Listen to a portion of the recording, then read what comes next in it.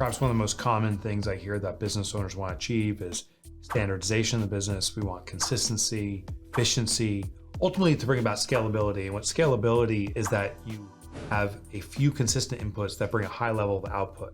It's a leverage technique. And the standard approach is SOPs. What I'm going to do in this session is talk about why SOPs in the standard approach is actually harming your business. I'd argue it's one of the worst things you can do. And I want to give you a new approach that is far more efficient and far more effective. Now, I don't want to bash SOPs because they were successful in the past. Just with the modernization of business, if you're still using this approach, it's going to pull your business back. So let's talk about SOPs. Refer to my notes. I also have some scientific research that's been done to share some evidence around this new approach I want to reveal to you. Why do we want SOPs in the first place? Well, what we have to understand is when we have a desired outcome, something we want to achieve in our business, and we look at the measurable result of that process. If the desired outcome and the actual outcome is not the same, that means there's something wrong with the methodology. Let's start off with the desire. The first thing we desire when it comes to business efficiency is standardization of the business, meaning we consistently have a similar or consistent output. Secondly is we have quality control. This plays to not just manufacturing, of course it plays there, but also to professional services. At the end of the day, every business effectively is a manufacturer. We have raw input and we have an output, and we want consistency. Our reputation will be based on that. We want to have scalability, I mentioned that earlier, salability, slightly different than scalability. Salability is a plug and play business. The most attractive businesses are ones where the acquirer can simply insert it absent the owner. I'll talk about salability in a future release that we're going to do, but let's dig into the SOPs. One of the most common refrains I hear is about McDonald's. I want to have a McDonald's type business, and what we look at is someone is flipping hamburgers there and cooking fries, and the output is consistent. If you're eating at McDonald's, you can literally go anywhere in the world, and it's the same hamburger served over and over again. It's very consistent. You see standardization, perhaps in the Amazon experience. Toyota, other manufacturers are known for this. They have absolute consistency. There was an old joke, it's no longer as relevant, but it does speak to this consistency of SOPs. It's about car manufacturers.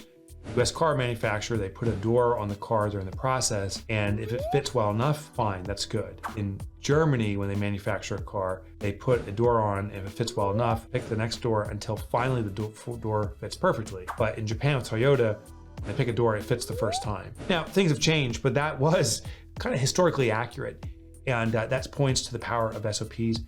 There's great resources on this. One of my favorite books, and I know you've probably read it, called E-Myth by Michael Gerber. I had the opportunity to do a presentation with Michael Gerber back in 2015. Actually, maybe it was even earlier than that, 2010. We both keynoted at the same event in Mexico and went out for dinner. He shared one interesting insight that I really feel compelled to share with you because I think it'll be a game changer when you understand this. I said, Mike, your thesis is so powerful. Go from working in the business to working on the business. I said, but how many entrepreneurs actually make this leap? And he said it was kind of funny. Most entrepreneurs don't, because we think it's a flip of the switch, that one day if we work hard enough in the business, that one day the business will run automatically. And he goes, it's a throttle. We need to systemically, consistently extract ourselves from doing stuff to letting the business operate on its own. It's a throttle, not a switch. In fact, that's why I did my research and wrote Clockwork about how we extract ourselves out of the business. But one of the biggest challenges is SOPs and how we're approaching it. So let's talk about the standard approach. I'll tell you why it's not working, or at least not working well. And then a new approach that perhaps it sounds contrarian, but I want to show some proof why this approach is far more efficient, far faster to do, and way stickier. It works way better. So what's the standard approach? We try to document everything. And what we do is we record a process, detail on a piece of paper typically, or maybe now it's online, but we go through it step by step. And there's even sometimes flowcharts, if this, then that statements in this flowchart. I was visiting my publisher, Penguin Books, and I remember going into my editor's office. His name was Kaushik, and I sat down with him, and on his shelf, he had all these books piled up, and I asked him, I said, hey, those look great. There's that one book there. It was kind of covered with dust. It was super thick. I thought it was like the first printing of the Bible or something. I'm like, what book is that? Whose is that? He goes, oh, that's our SOPs. And he picked up and blew off that dust. I'm like, don't you read that? He goes, no, you learn on the job here. That's one of the major problems at SOPs. It's an overwhelming book, Bible for the business, if you will. And therefore, many people aren't referring to it. We're learning on the job, which means we're learning different procedures, and it can modify and change over time, which is actually inherent to a lack of consistency. So one of the major problems with SOPs is the consumability. It's too dense, too much, too long. It's not human nature to refer to the documents. We follow the path of least resistance, kind of like the flow of water. That's a challenge with SOPs. The other thing is SOPs, the inputs can change. I have a personal story. I was setting up an SOP, this is quite a few years back, about shipping books. To give context with our books, I have a distributor through my publisher, which is Penguin. They handle the distribution. Occasionally we ship out books directly, so we have to have a shipping procedure. I spent a good 2 days documenting this. How to package the book. I took pictures of the special packaging. You need special packaging because books can get damaged if it's in flimsy packaging.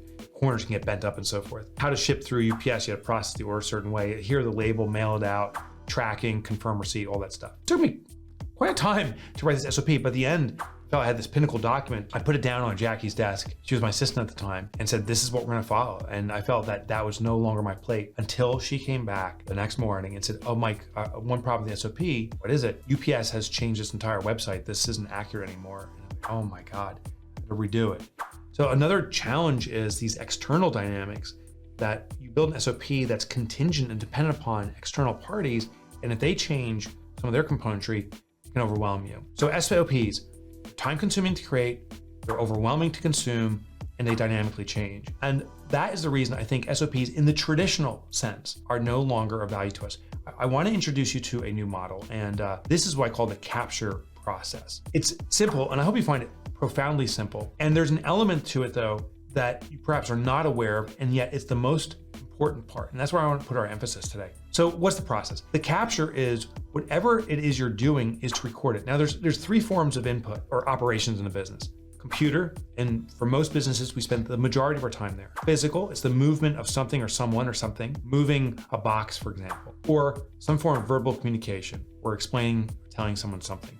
All three of those can be captured through video recording and audio recording. Actually, it's probably in your pocket. Your smartphone can capture all three of those if you wish. You can just set it up to record what you're doing on the computer, or you can do it, record a movement or conversation. There's also, of course, screen capture software, which can watch, the different tabs or areas you're working on while recording your voice, even video of you explaining things. I'm not linked with in any way, but Loom is a great recording platform for this.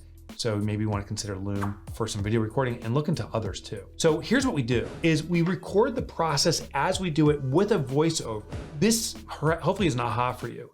When I meet with an entrepreneur and say, do you have any systems for your business? Many will say, no, I don't, I do it all in my head. Well, the reality is you have all the systems you need. They're just happen to be in your head. So we simply need to extract what's already in your mind and document it, codify it. So as you go through your process, don't just record what you're doing, record what you're thinking about what you're doing. That's actually how you extract the systems. So maybe it's an accounting system and I'm documenting my process. When I make a decision or take an action, I simply explain, here's what I'm thinking right now and why I'm doing what I'm doing. So record the video explaining it. If it takes me 5 minutes to do a certain process in my accounting system, maybe this video will be 10 minutes or 15 with the explanation. But now the consumer of this, which is person I'm going to assign this SOP to, now knows all the logic behind it. So you've just captured a best practice, an established practice. Perhaps you know this, and hopefully you're already doing this, but here's another step. This is the one that most people miss on.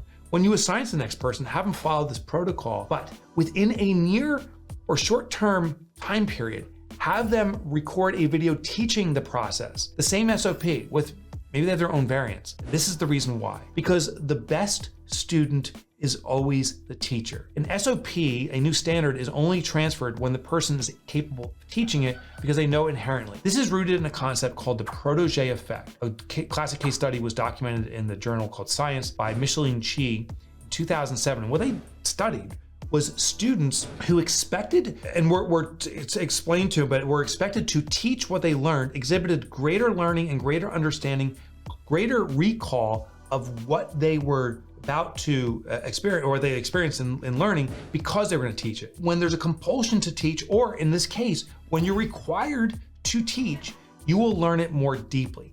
That's the key. So the lesson here is don't do SOPs in a documented standard. Instead, do it as a capture, record the video, explain what you're doing in the process, and then when you assign it to the person to do it, have them record the new SOP. Now, there's a second benefit. I did this with Jackie, as referred to earlier, with the book shipping. When I had her record the process, it was now permanently saved to her new standard. She had found new ways to do this more efficiently, better packaging to use, and we stored it on our system. When we did this, Jackie actually left the organization to start a family. She left, her knowledge didn't leave. So you are able to retain the ongoing and growing knowledge of an organization by doing the process this way. We store the files, these video files, in a G Drive. We use a folder system, but there's other great tools out there. I'm not endorsed by any of these folks. I'm not associated with them, but you may want to check out Trainual, Trainul, so like manual training, Trainual, Process Street, Sweet Process. Those are three of the ones that I commonly hear that are designed to record and store these and make them easily accessible. I want to end this summary of SOPs and the new approach, captures, by giving you a couple action items. First, identify one thing that you will bring about in this new capture, this new SOP. Now, here's the challenge. Pick something that you do repetitively, that's obvious, but secondly, you like to do. This is also another contrarian opinion. I'll actually probably do a video dedicated to this. But when you assign out something you like to do, you are now forcing yourself to stop doing the things you shouldn't be doing. So there's a behavioral trick here. It actually is the better form of delegation. Classic teachings say, assign out something you hate to do, and that often results in abdication. We don't monitor and control it. So something you actually like to do and do repetitively is the best thing to assign out. It'll force you to perform at a higher level of leadership. The next thing I want to share with you is if you want to dig in even deeper, besides doing one task, have your team members maybe do this with a fellow team member so you can build redundancy. One team member does a capture of a process, teaches it to another, who then records it again so they've proven they understand it, and now you have two team members capable of doing a process. That builds some redundancy. That's the bigger step. I always believe this, and I'll conclude this video this way: start slow and let it grow.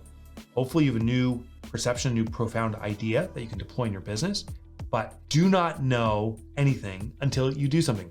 I remember my son coming to me say, "I know that, Dad, I already know that," but he wasn't doing it. So I said, I don't know if you know it because you're not doing it. And that's true for you and me and all of us. So I want you to take the bite-sized piece and pick one thing that you do yourself, assign that out by recording it yourself, recording your thoughts, capturing it, giving someone else, make sure it's the thing that you do repetitively and it's the easiest thing to do. And you'll start this process of improving your business, no longer using SOPs.